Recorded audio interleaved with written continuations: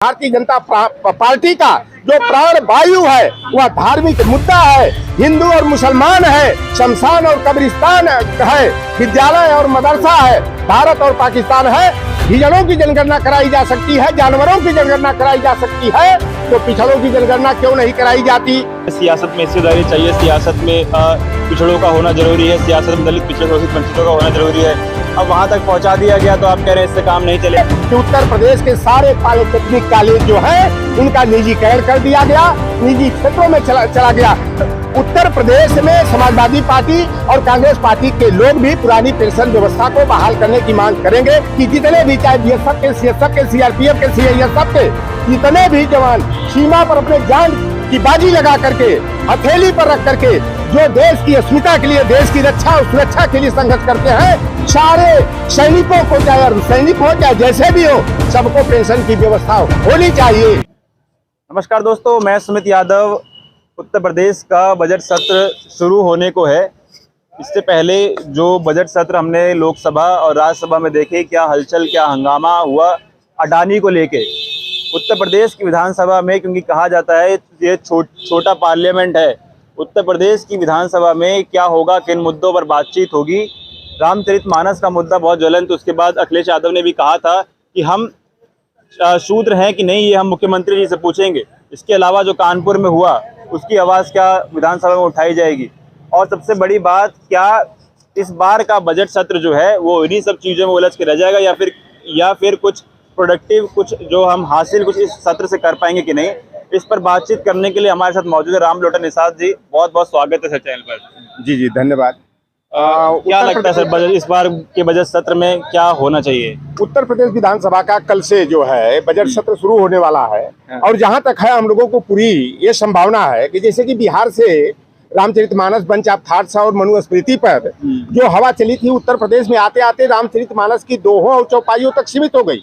और जहां तक ये हम लोगों को पूरा विश्वास है कि कल से जो विधानसभा का, विधान परिषद का जो सत्र चलेगा, और जहां तक है कि वह धार्मिक मुद्दों पर ही जो है कि उस पर मारामारी शुरू होगी।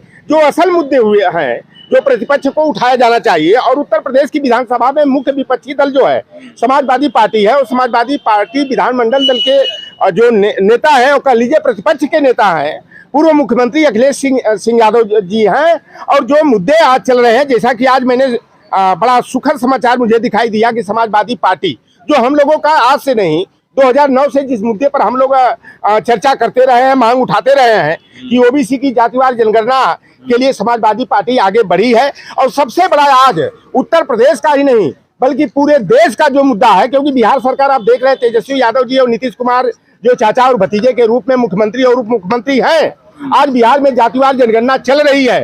और कुछ हमारे जो है सवर्ण समाज के लोग जो बिहार में जातिवार जनगणना जो है नीतीश और तेजस्वी की सरकार जो है कि वहां पर शुरू की, तो लोग इसको रुकवाने के लिए सुप्रीम कोर्ट का दरवाजा खटखटाए थे, लेकिन सुप्रीम कोर्ट ने सीधे कह दिया यह हमारे अधिकार क्षेत्र के बाहर की बात है, जो राज्य सरकार कर रही है उसमें दखलंदाजी नहीं कर सकते।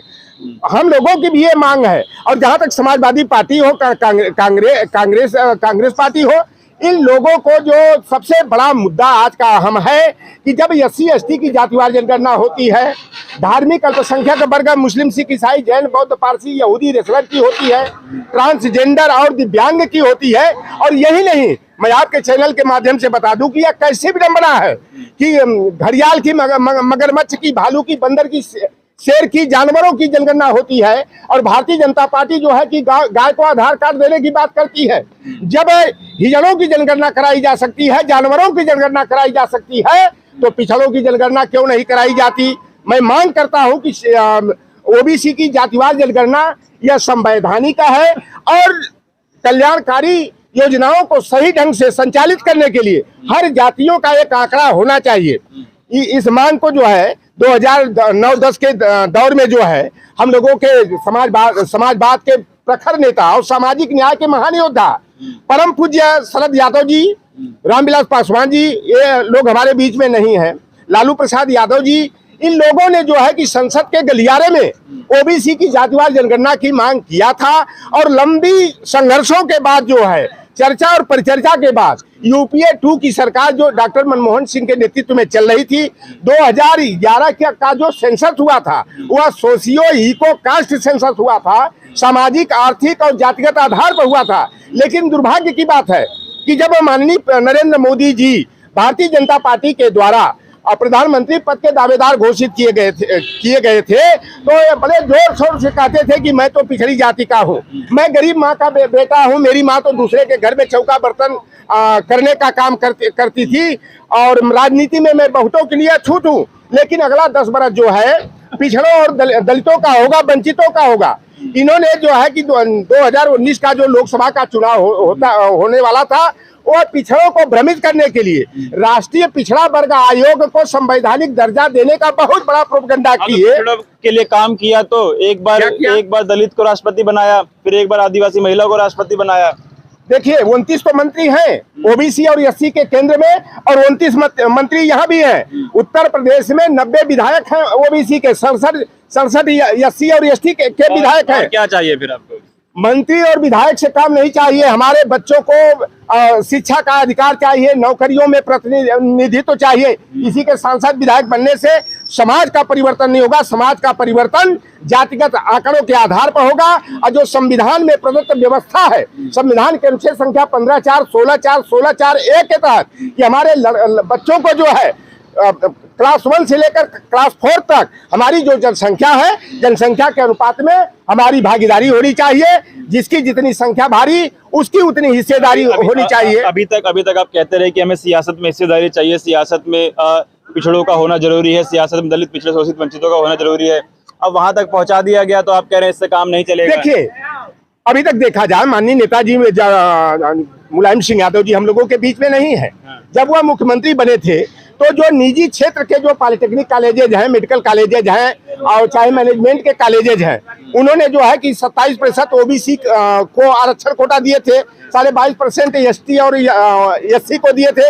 लेकिन योगी आदित्यनाथ जी जो पिछड़ों के वोट बैंक की बदौलत ही उत्तर प्रदेश में भारतीय जनता पार्टी की और केंद्र में भाजपा की सरकार बनी और सरकार बनते ही इन्होंने जो है निजी विद्यालयों में जो आरक्षण कोटा ओबीसी एससी एसटी का था उसको खत्म करने का काम किए और बड़े खेत के साथ कि अभी इन्वेस्टमेंट समिट जो हुआ 5वां G20 का हुआ, अभी कल का समाचार मालूम हुआ है कि उत्तर प्रदेश के सारे पॉलिटेक्निक कॉलेज जो है उनका निजीकरण कर दिया गया, निजी क्षेत्रों में चला गया। लौटर राम निषाद हो, चाहे अमित यादव हो, चाहे कोई हमारे जो है कि जाटव समाज के हो, लोहार, पाल, सोनार, तेली, तमोली, बरई, बारी, नाई, धोबी, गुजरा, कसाई, फकीर, जुलाहा, गद्दी, तमाम लोग किसान हैं, मजदूर हैं, खोंचा वाले हैं, चाय पान की दुकान चलाने वाले हैं। अब तो उनके बच्चों की पढ़ाई अगर करना चाहेंगे पॉलिटेक्निक कैसे कर पाएंगे? अभी तक तो 10,700 रुपया फीस लगती थी, अब तो लाखों में फीस वसूल की जाएगी। तो यह गरीब गुरबा समाज का खोंचा लगाने वाला,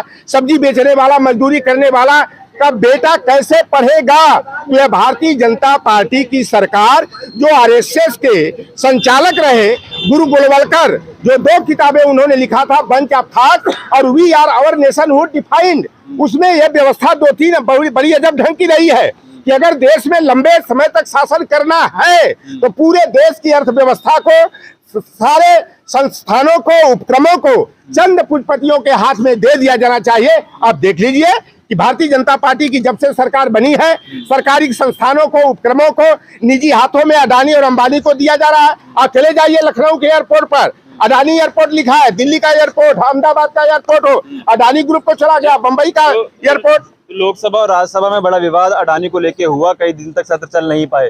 तो क्या विधानसभा में, यूपी की विधानसभा में हम लोग वो देखेंगे कि अडानी की जो संपत्ति में, अडानी के शेयर्स में जो गिरावट आई, LIC, SBI की उसमें लोन दिया गया था, तो इस पे बात क्या विधानसभा में होगी? देखिए हमारा पूरा विश्वास है कि जो यह सत्र वास्तव में उत्तर प्रदेश का विकास कैसे हो, उत्तर प्रदेश के लिए कौन कौन सी जन कल्याणकारी योजनाओं में कितने बजट की आवश्यकता है, चाहे वो पिछड़ा वर्ग के कल्याण के लिए हो, अनुसूचित जाति जनजाति के लिए हो, चाहे अल्पसंख्यक के लिए हो। लेकिन भारतीय जनता पार्टी का यह प्रयास रहेगा कि जनहितकारी मुद्दों पर जो है कि वह चर्चा न करा करके वह सारे जो है कि सदन की कार्यवाही को धार्मिक मुद्दों पर उलझा करके, रामचरित मानस की चौपाइयों और दोहों पर उलझा करके असल मुद्दों से जो है कि किनारा कसने का काम करेगी, क्योंकि भारतीय जनता पार्टी का जो प्राण वायु है वह धार्मिक मुद्दा है, हिंदू और मुसलमान है, शमशान और कब्रिस्तान है, विद्यालय और मदरसा है, भारत और पाकिस्तान है। तो भारतीय जनता पार्टी जो है असल मुद्दों से ध्यान हटाने के लिए पूरे जो है कि सदन की कार्यवाही को रामचरितमानस पर चर्चा परिचर्चा करते हुए, उठा पटक गाली गलौज करते हुए खत्म करेगी, क्योंकि भारतीय जनता पार्टी असल मुद्दों पर चर्चा करने से पीछा छुड़ाती है। एक आखिरी सवाल है, क्योंकि कल से बजट सत्र शुरू है, कई राज्यों में ओपीएस जो है वो लागू किया गया कांग्रेस की सरकार द्वारा। ओपीएस की मांग काफी सरकारी कर्मचारियों की बहुत है, क्या इस बार उस पर भी बात विपक्ष की तरफ से होगी या सरकार की तरफ से? संभावना है कि क्योंकि जो ओपीएस की मांग, पुरानी पेंशन व्यवस्था को बरकरार करने की मांग करने वाले जो संगठन हैं वह कांग्रेस पार्टी के नेताओं से भी मिले, और कांग्रेस पार्टी जहां जहां, चाहे वह हिमाचल प्रदेश हो, चाहे छत्तीसगढ़ हो, चाहे राजस्थान हो, वहां ओपीएस को लागू किया गया है। और उत्तर प्रदेश में समाजवादी पार्टी और कांग्रेस पार्टी के लोग भी पुरानी पेंशन व्यवस्था को बहाल करने की मांग करेंगे। और मैं बता देना चाहूंगा कि 2004 में जब अटल बिहारी वाजपेयी समाजवादी पार्टी के मैनिफेस्टो में भी था इस बार की जी, तो चर्चा निश्चित रूप से पार्टी करेगी। यह तो समाजवादी पार्टी के नेतृत्व के ऊपर, विधानमंडल दल के नेताओं के ऊपर निर्भर करता है, विधायकों के ऊपर निर्भर करता है, क्योंकि भारतीय जनता पार्टी की सरकार ने ही पेंशन व्यवस्था को खत्म करने का काम किया था। जो अपने को जवान की, किसान की हितैषी बनती है, आज हमारे सीआरपीएफ के जवान है, अर्धसैनिक बल के जवान है, उनके लिए पेंशन की व्यवस्था नहीं है। मैं तो मांग करता हूं कि जितने भी, चाहे बीएसएफ के, सीएसएफ के, सीआरपीएफ के, सीआईएसएफ के जितने भी जवान सीमा पर अपने जान की बाजी लगा करके, हथेली पर रख करके जो देश की अस्मिता के लिए, देश की रक्षा और सुरक्षा के लिए संघर्ष करते हैं, सारे सैनिकों को, चाहे अर्धसैनिक हो, चाहे जैसे भी हो, सबको पेंशन की व्यवस्था होनी चाहिए। उन्हें सही मरने के बाद शहीद का दर्जा मिलना चाहिए। आर्मी की भर्ती व्यवस्था शुरू होनी चाहिए। यह हम लोगों की मांग है, यह नौजवानों की मांग है। ठीक, बहुत शुक्रिया सर। तो ये थे हमारे साथ रामलोटन निषाद जी। बजट सत्र उत्तर प्रदेश विधानसभा का शुरू होने वाला है, क्या किन मुद्दों पर बातचीत होगी, क्या ये भी बड़ा सवाल है इस बार कि क्या सत्र चल पाएगा या नहीं चल पाएगा, या फिर हंगामों में सत्र बीत जाएगा। फिलहाल ये वीडियो मैं खत्म कर रहा हूँ, आप लोगों से मुलाकात होगी अगली वीडियो में। जुड़े रहे हमारे साथ, तब तक नमस्कार।